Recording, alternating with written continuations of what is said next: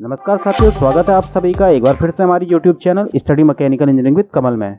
आज की वीडियो में हम बात करेंगे ऑटोमोबाइल्स में प्रयोग किए जाने वाले कूलिंग सिस्टम्स के बारे में। डिप्लोमा एवं ग्रेजुएट मैकेनिकल ऑटोमोबाइल छात्रों के पेपर्स में इंजन कूलिंग सिस्टम से संबंधित प्रश्न पूछे जाते हैं, तो वीडियो पूरी जरूर देखें। तो चलिए शुरू करते हैं। आईसी इंजन में फ्यूल के कंबशन से फ्यूल की हीट एनर्जी मैकेनिकल एनर्जी में कन्वर्ट होती है। इस तरह फ्यूल के लगातार जलने से इंजन अपने निर्धारित तापमान से अधिक चला जाता है, जिससे इंजन की इफिशिएंसी में कमी और इंजन के विभिन्न भागों में टूट-फूट होने की संभावना बढ़ जाती है। साथ ही इंजन में प्री इग्निशन जैसी कंडीशंस बन जाती हैं। इसलिए कूलिंग सिस्टम आईसी इंजन में इंजन के तापमान को एक निर्धारित लिमिट पर बनाए रखता है, जिससे इंजन की दक्षता पर इंजन का तापमान बढ़ने पर कोई प्रभाव नहीं पड़ता एवं इंजन सीज नहीं होते। इंजन में कूलिंग सिस्टम की आवश्यकता क्यों होती है? क्योंकि इंजन में फ्यूल के जलने से इंजन का तापमान 1500 से 2000 डिग्री सेंटीग्रेड तक पहुंच जाता है, और जो कि सिलेंडर और इंजन पदार्थ के मेल्टिंग पॉइंट से ज़्यादा है। जैसा कि आप जानते हैं कि आयरन का मेल्टिंग पॉइंट 1530 डिग्री सेंटीग्रेड और एल्यूमिनियम का 657 डिग्री सेंटीग्रेड होता है। इसलिए इंजन को ठंडा करना जरूरी है, अन्यथा सिलेंडर फेल हो जाएंगे। बहुत अधिक तापमान पर लुब्रिकेटिंग ऑयल जलना शुरू हो जाते हैं, और लुब्रिकेटिंग ऑयल के जल जाने से इंजन पार्ट्स में प्रॉपर लुब्रिकेशन नहीं हो पाएगा और इंजन सीज हो जाएंगे। इंजन में फ्यूल का कंबशन चैम्बर में होता है, इसलिए प्रॉपर कूलिंग सिस्टम नहीं होने पर इंजन के अंदर ओवरहीटिंग होने पर विभिन्न भागों पर टेम्परेचर डिफरेंस पैदा होगा, जिससे थर्मल स्ट्रेसेस होंगे। इंजन का तापमान बढ़ने से इंजन के आयतनिक दक्षता में कमी होती है, जिससे ओवरऑल दक्षता भी कम होती है। इसलिए इंजन में कूलिंग सिस्टम की आवश्यकता होती है। कूलिंग सिस्टम के प्रकार। ऑटोमोबाइल इंजन में दो तरह के कूलिंग सिस्टम का प्रयोग किया जाता है, एयर कूलिंग सिस्टम या direct air cooling system. Number 2, water cooling system या indirect air cooling system. Air cooling system. Air cooling system में इंजन के तापमान को नियंत्रित रखने के लिए केवल मात्र हवा का उपयोग होता है। इसमें हवा सीधे इंजन के सतह में बने फिन्स के संपर्क में आती है। फिन्स के उपयोग से इंजन का हवा के साथ संपर्क बढ़ जाता है और इंजन ठंडा हो जाता है। क्योंकि यहाँ हवा सीधे इंजन के संपर्क में आकर इंजन को ठंडा करती है, इसलिए इसे डायरेक्ट एयर कूलिंग सिस्टम भी कहा जाता है। एयर कूलिंग की दर को प्रभावित करने वाले निम्न कारक हैं। फिन्स का हवा के साथ संपर्क का संपूर्ण एरिया। हवा के साथ संपर्क एरिया बढ़ने पर एयर कूलिंग की दर बढ़ती है। एयर फ्लो की स्पीड एवं मात्रा। हवा की मात्रा एवं स्पीड बढ़ने पर एयर कूलिंग की दर बढ़ती है। एयर एवं इंजन का ताप अंतर। जितना अधिक एयर और इंजन के ताप के बीच में अंतर होगा, उतनी ही तेजी के साथ एयर कूलिंग होती है। इस प्रकार के कूलिंग सिस्टम का उपयोग छोटे इंजनों में होता है। एयर कूलिंग सिस्टम के लाभ एवं हानियां। लाभ।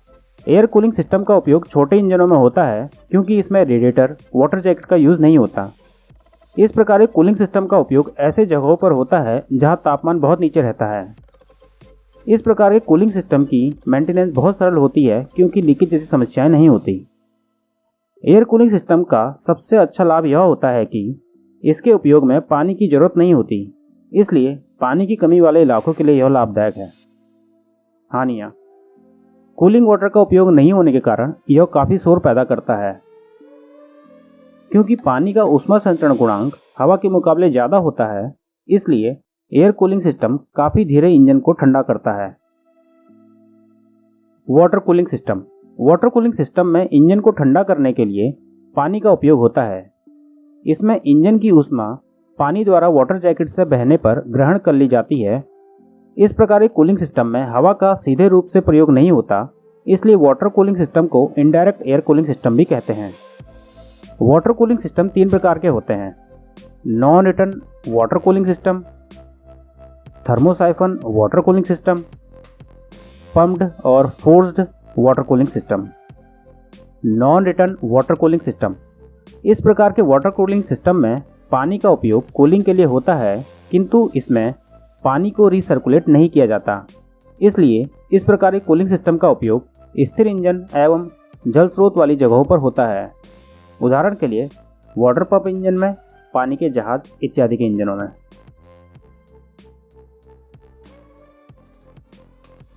Thermosiphon water cooling system.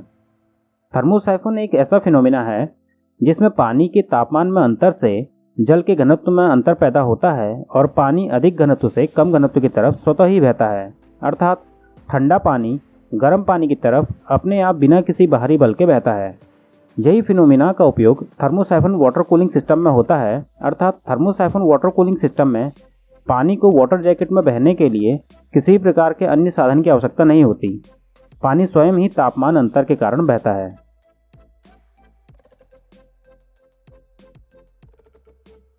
Pumped और forced water cooling system. Pumped या फोर्स्ड वाटर कूलिंग सिस्टम। आजकल अधिकतर छोटे बड़े ऑटोमोबाइल इंजन्स में पम्प्ड और फोर्स्ड वाटर कूलिंग सिस्टम का उपयोग होता है।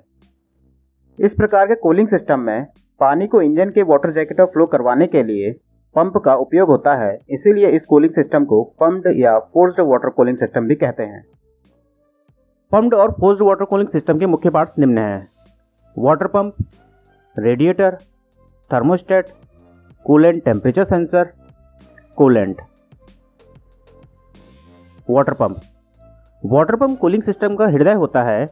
यह कूलेंट को वाटर जैकेट में धकेलता है। इसमें इम्पेलर, पुली और ओरिंग होते हैं। इम्पेलर इंजन ड्राइव पुली की सहायता से चलता है। रेडिएटर। रेडिएटर एक प्रकार का हीट एक्सचेंजर है जो इंजन से पैदा अतिरिक्त ऊष्मा को वातावरण में भेजने का कार्य करता है। रेडिएटर में एक inlet port, outlet port, drain plug और प्रेशर कैप होती है। थर्मोस्टेट। थर्मोस्टेट एक वाल्व है जो कूलेंट के फ्लो को नियंत्रित करता है और इंजन के तापमान को एक नियंत्रित सीमा में बनाए रखता है। थर्मोस्टेट में frame, charge cylinder, main valve spring, bypass valve और सेकेंडरी स्प्रिंग होती है। Coolant temperature sensor. इसका उपयोग इंजन के तापमान को मॉनिटर करने के लिए होता है, जिससे रेडिएटर फैन को ऑपरेट किया जाता है। रेडिएटर कूलेंट का तापमान बढ़ने पर यह तापमान को सेंस करता है और फैन को ऑन कर देता है, जिससे रेडिएटर का कूलेंट ठंडा हो जाता है। कूलेंट यह इंजन की एक्स्ट्रा हीट को रेडिएटर तक लाने वाला मीडियम होता है। ठंड के दिनों में कूलिंग सिस्टम के पानी के जमने का खतरा रहता है। इस समस्या को दूर करने के लिए इंजन कूलेंट का इस्तेमाल किया जाता है। इंजन कूलेंट पानी और एंटीफ्रीजिंग केमिकल का मिश्रण होता है। यह न केवल पानी को जमने से रोकता है, बल्कि पानी के बॉइलिंग पॉइंट को भी बढ़ाता है। चलिए अब समझते हैं कि पम्प्ड और फोर्स्ड वाटर कूलिंग सिस्टम किस प्रकार से कार्य करता है। इंजन में पिस्टन इंजन ब्लॉक के अंदर होते हैं। इसी के अंदर ये कार्य करते हैं और यहीं पर फ्यूल का दहन होता है। इंजन ब्लॉक के ऊपर एक हेड गैस्केट का उपयोग होता है जो इंजन ब्लॉक और इंजन हेड के बीच में सीलिंग उपलब्ध करवाता है, जिससे सिलेंडर में कंप्रेशन लीक और कूलेंट लीक नहीं होता। गैस्केट के ऊपर इंजन हेड आता है। इंजन के अंदर एक सुरक्षित खाली स्थान होता है जिसमें से कूलेंट सिलेंडर में बिना गए या फ्यूल के साथ मिले बिना बहता है। ये खाली स्थान वाटर जैकेट कहलाते हैं। अब सभी पार्ट्स को अलग अलग रखकर समझते हैं कि ये कैसे काम करते हैं। Water pump. Water pump radial impeller की सहायता से कूलेंट को वाटर जैकेट में धकेलता है। यह इंजन से बेल्ट के माध्यम से चलता है। अब यहाँ पर इसके कनेक्शंस को समझते हैं।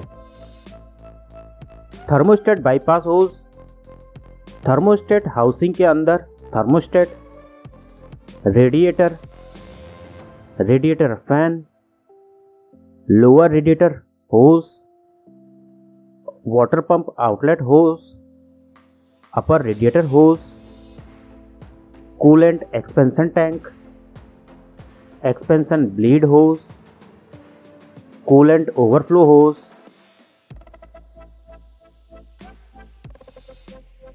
थर्मोस्टेट एक वाल्व है जो कूलेंट के फ्लो को नियंत्रित करता है। यह हमेशा कूलेंट से ढका हुआ रहना चाहिए ताकि यह इंजन के तापमान को सेंस कर सके। जब इंजन ठंडा होता है तब बाईपास वाल्व खुला रहता है, जिससे कूलेंट इंजन के अंदर पंप की सहायता से सर्कुलेट होते रहता है।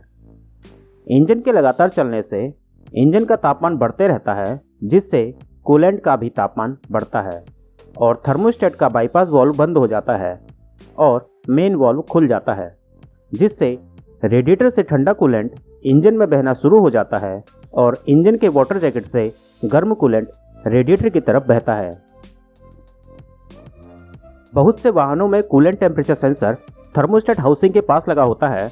जब रेडिएटर की तरफ जाने वाला कूलेंट का तापमान अधिक होता है तो कूलेंट टेम्परेचर सेंसर कूलेंट के तापमान को सेंस करके फैन को चला देता है, जिससे हाई टेम्परेचर के कूलेंट का तापमान फैन के चलने से रेडिएटर की सहायता से कम हो जाता है और ये ठंडा कूलेंट पुनः रेडिएटर से इंजन की तरफ हीट को एब्जॉर्ब करने के लिए वाटर जैकेट में चला जाता है और इस तरह यह रीसर्कुलेट होते रहता है।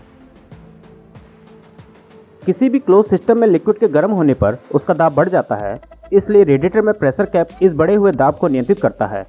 इसमें एक स्प्रिंग मैकेनिज्म होता है जो दाब के बढ़ने पर रिस्पॉन्ड करता है। दाब के 15 psi पहुंचने पर कूलेंट प्रेशर कैप वाल्व को धकेलता है, जिससे कूलेंट एक्सपेंशन टैंक में चला जाता है जब तक प्रेशर निर्धारित सीमा में नहीं आता। प्रेशर के कम होने पर एक्सपेंशन टैंक से कूलेंट को पुनः रेडिएटर में सक कर लिया जाता है ताकि कूलिंग सिस्टम के कार्य करने लायक दाब बन पाए। किसी कारण से इस सिस्टम में दाब के बहुत ज़्यादा बढ़ जाने पर कूलेंट ओवरफ्लो होज से बाहर चला जाता है